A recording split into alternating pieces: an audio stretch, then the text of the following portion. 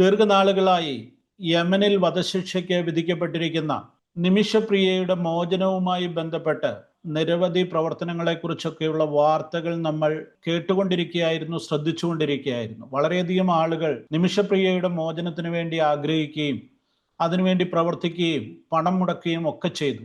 എന്നാൽ ഇപ്പോൾ അതെല്ലാം അവസാനിച്ചിരിക്കുന്ന ഒരു ഘട്ടത്തിലാണ്. ഒരു 10 ദിവസത്തിനുള്ളിൽ നിമിഷപ്രിയയുടെ വധശിക്ഷ നടപ്പിലാക്കുമെന്നുള്ള ഒരു സന്നിഗ്ധമായ ഘട്ടത്തിലേക്ക് എത്തിയിരിക്കുകയാണ്. ഈ സമയത്ത് നിമിഷപ്രിയയുമായി നേരിട്ട് ബന്ധപ്പെടുവാൻ ആളുകൾക്ക് ഇപ്പോൾ ദീർഘനാളുകളായിട്ട് സാധിക്കുന്നില്ല.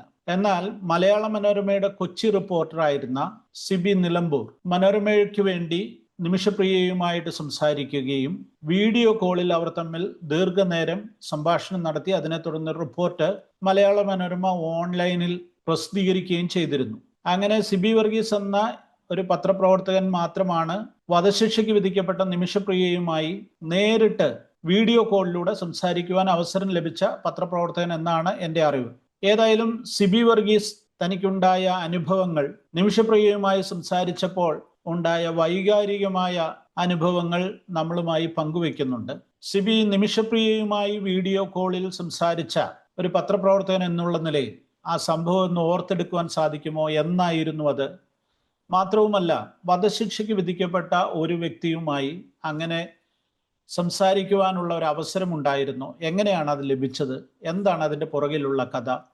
നിമിഷപ്രിയ ഈ സംഭാഷണത്തിൽ ഏത് നിലയിലാണ് പ്രതികരിച്ചത്? ആ കാര്യങ്ങളൊന്ന് വിശദീകരിച്ചാൽ നന്നായിരുന്നു. 2017 നിമിഷപ്രിയയെ ഈ ഒരു കൊലപാതകം നടത്തി ജയിലിലാകുന്ന സംഭവം ഉണ്ടാകുന്നത്. ആ സമയത്തൊക്കെ വാർത്തയൊക്കെ മനോരമ പത്രത്തിലും ചാനലിലും ഒക്കെ വന്നിരുന്നു. 2020 എനിക്ക് നിമിഷപ്രിയയുമായിട്ട് വീഡിയോ കോളിൽ സംസാരിക്കാനുള്ള അവസരം ഉണ്ടായത്. ഇത് എനിക്കൊരു ഫോൺ കോൾ വന്നു. ഇതേപോലെ ഒരു സംഭവം ഉണ്ട്, ഒരു വീഡിയോ, ഒരു ലൈവ്, ഒരു പെൺകുട്ടി പറഞ്ഞ് ലൈവ് ശ്രദ്ധപ്പെടുത്തിക്കൊണ്ട് ഒരു കോൾ വന്നു. ആ കോളിനും പുറകെയാണ് ഞാൻ എന്നിട്ട് ആ ലൈവ് ചെയ്ത പെൺകുട്ടിയായിട്ട് സംസാരിച്ചു. അത് ഒരു ഇറ്റലിയിൽ ജോലി ചെയ്യുന്ന ഒരു പെൺകുട്ടിയാണ്, എറണാകുളം സ്വദേശി. അപ്പൊ അവള് ചെയ്ത ഒരു ലൈവ് കണ്ടിട്ടാണ് ഞാൻ പിന്നെ ബന്ധപ്പെടുന്നതും ഈ വിഷയമായിട്ട് ഈ പെൺകുട്ടിയായിട്ട് സംസാരിക്കുന്നതും. അപ്പം നിമിഷപ്രിയയുടെ നമ്പർ എനിക്ക് ഈ മരിയ കൃപ എന്ന് പറഞ്ഞ പെൺകുട്ടി തന്നു. അങ്ങനെ ഞാൻ വിളിക്കാൻ ശ്രമിച്ചപ്പം ജയിലിൽ ഇവർക്ക് ഫോൺ ഉപയോഗിക്കാൻ നിശ്ചിത ദിവസം, എനിക്കൊന്ന് വെള്ളിയാഴ്ച ദിവസങ്ങളിലോ മറ്റാന്ന് തോന്നുന്നു, ഫോൺ വിളിക്കാൻ ഇവർക്ക് അനുവാദമുണ്ട്. അങ്ങനെ അവരെ ഫോണിൽ വിളിക്കാൻ വേണ്ടിയിട്ട് ഞാൻ അങ്ങോട്ട് ശ്രമിച്ചു. പല പ്രാവശ്യം അങ്ങോട്ട് ശ്രമിച്ചിട്ടും കിട്ടിയില്ല. അതിനുശേഷം അവർ പിന്നെ തിരിച്ചു വിളിക്കുമ്പോൾ ഞാൻ ഒരു വീഡിയോ റെക്കോർഡ് ചെയ്യാൻ പറ്റുന്ന ഒരു സിറ്റുവേഷനിലായിരുന്നില്ല. ഞാൻ വീട്ടിൽ ഭക്ഷണം കഴിക്കാൻ വേണ്ടി വന്നതാണ്. അപ്പം എൻ്റെ കൂടെ മോളുണ്ട്. ഞങ്ങൾ സംസാരിച്ചുകൊണ്ടിരിക്കുമ്പോഴാണ് കോൾ വരുന്നത്. അപ്പം ഞാൻ വീഡിയോ എടുത്തു, സംസാരിച്ചു. അപ്പം വേറെ ഏതോ ഒരു ആപ്പിലാണ് കോൾ വന്നത്. ഈ ബോട്ടിമൊക്കെ പോലെ ഇന്റർനാഷണൽ കോൾ ചെയ്യുന്ന ഒരു ആപ്പിൽ നിന്നാണ് കോൾ വരുന്നത്. അപ്പം അങ്ങനെ ഞാൻ അവരുമായിട്ട് സംസാരിച്ചു, സ്ക്രീൻഷോട്ടൊക്കെ എടുത്തു. അങ്ങനെയാണ് പിന്നെ എനിക്കൊന്ന് അരമണിക്കൂറിലധികം അവരുമായിട്ട് സംസാരിക്കാൻ സാധിച്ചു.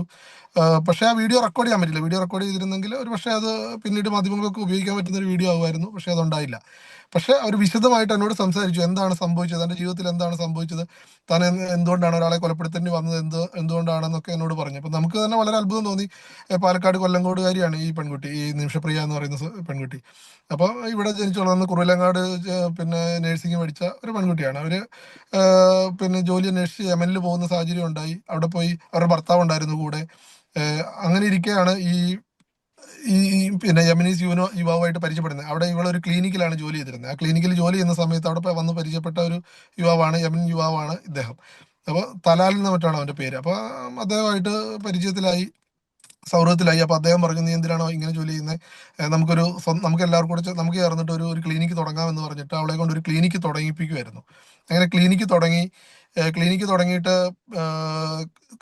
സാവകാശം ഇതിന്റെ ഉടമസ്ഥാവകാശം അയാൾ പിടിച്ചെടുക്കുകയും ഇവിടുന്ന് ഉണ്ടാകുന്ന വരുമാനവും അങ്ങനെ എല്ലാം പിടിച്ചെടുക്കുകയും ചെയ്തു. ഇതിനിടയിൽ ഭർത്താവ് നാട്ടിലേക്ക് പോകുന്ന സാഹചര്യം ഉണ്ടായി.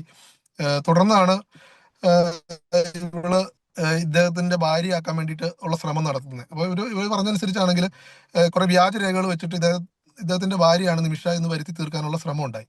അങ്ങനെ വരുത്തി തീർത്തു.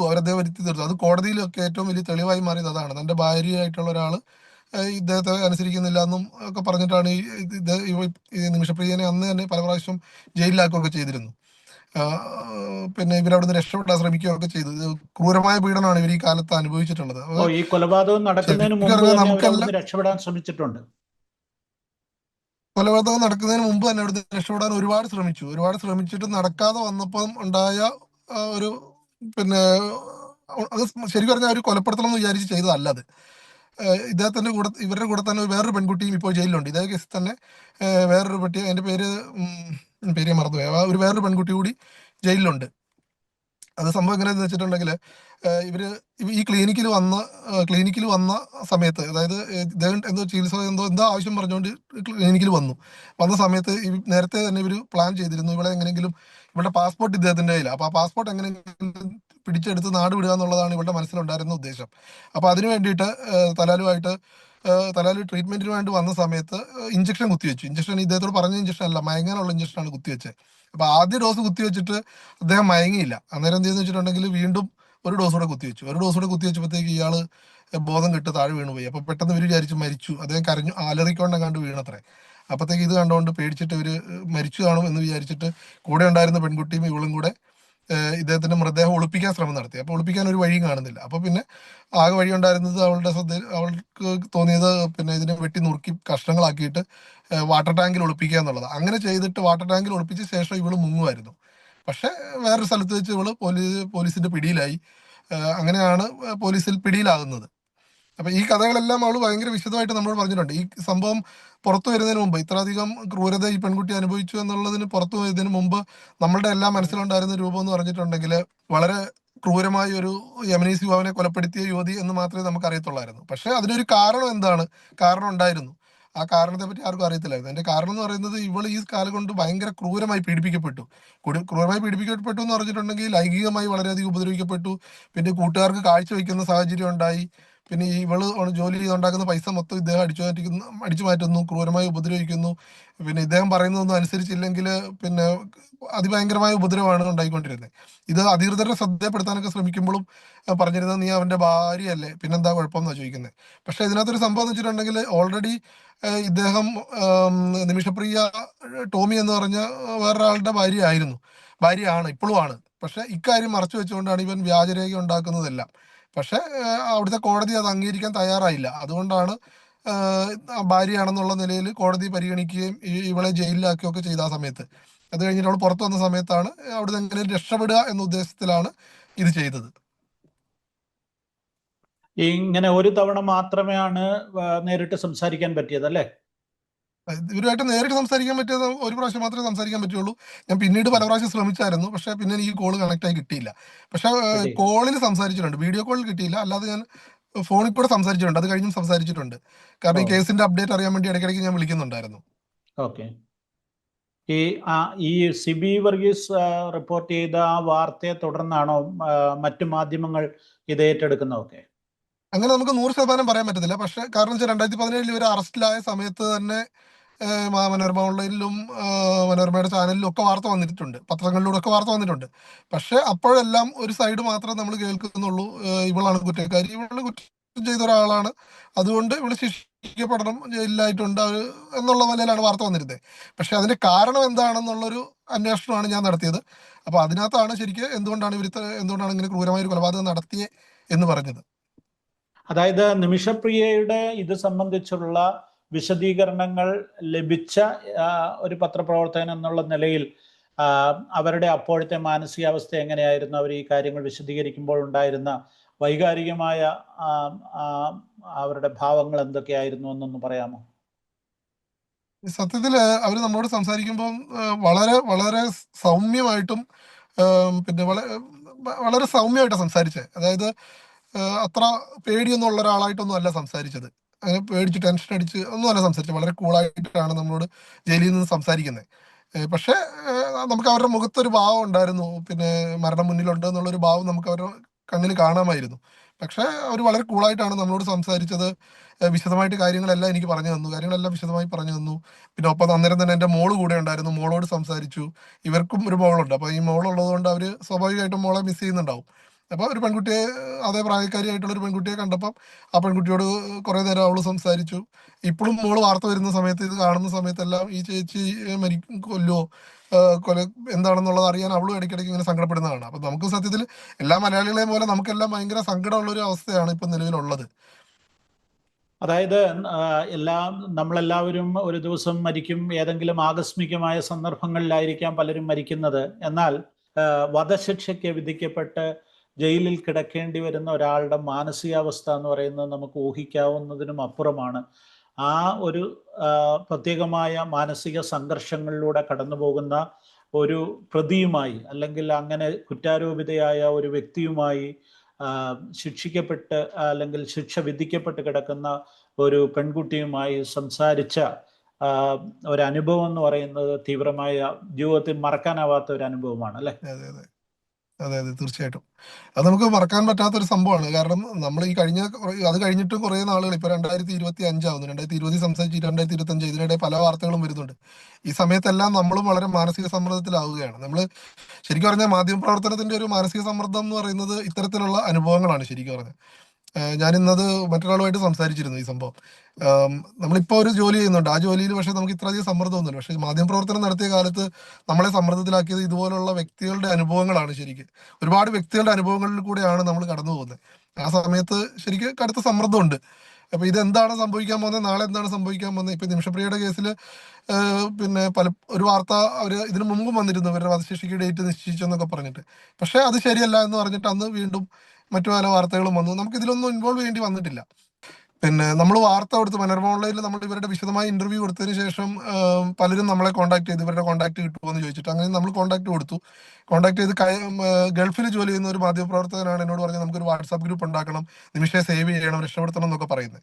അപ്പൊ അങ്ങനെ അദ്ദേഹത്തിന്റെ ഇനിഷ്യേറ്റീവിലാണ് അന്ന് ആഷിഖ് എന്ന് പറഞ്ഞൊരു UK യിലുള്ള ഒരാള്, ജയൻ എടപ്പാൾ എന്ന് പറഞ്ഞ UK തന്നെയുള്ള മറ്റൊരാള്, ഇവരെല്ലാവരും കൂടെ ചേർന്നിട്ട് ഒരു വാട്സാപ്പ് ഗ്രൂപ്പ് ഉണ്ടാക്കുന്നതും സേവ് നിമിഷപ്രിയ എന്ന് പറഞ്ഞൊരു ആക്ഷൻ കമ്മിറ്റി ഉണ്ടാക്കുന്നതും അവരുടെ ഇനീഷ്യേറ്റീവിലാണ്. പിന്നെ തുടർന്ന് അങ്ങോട്ട് ഓരോരോ നടപടികൾ ഉണ്ടായത്. ഇതിനു വേണ്ടിയിട്ട് ഫണ്ട് പിരിക്കുന്നതുമായിട്ട് ബന്ധപ്പെട്ട ചർച്ചകളും എല്ലാം ഉണ്ടായത് അതുമായിട്ട് ബന്ധപ്പെട്ട. അപ്പോൾ ഈ ഘട്ടങ്ങളിലെല്ലാം യാതൊരു കാരണവശാലും നമ്മൾ പബ്ലിക്കിന്റെ അടുത്ത് നിന്ന് പൈസ, ഇതൊരു തീരുമാനമാവാതെ പൈസ വാങ്ങരുത്. കാരണം നമ്മൾ പൈസ ആർക്ക് കൊടുക്കണം എന്നതിനെ പറ്റി ഒന്നും വ്യക്തതയൊന്നും ഇല്ലാതിരുന്നൊരു സമയമാണ്.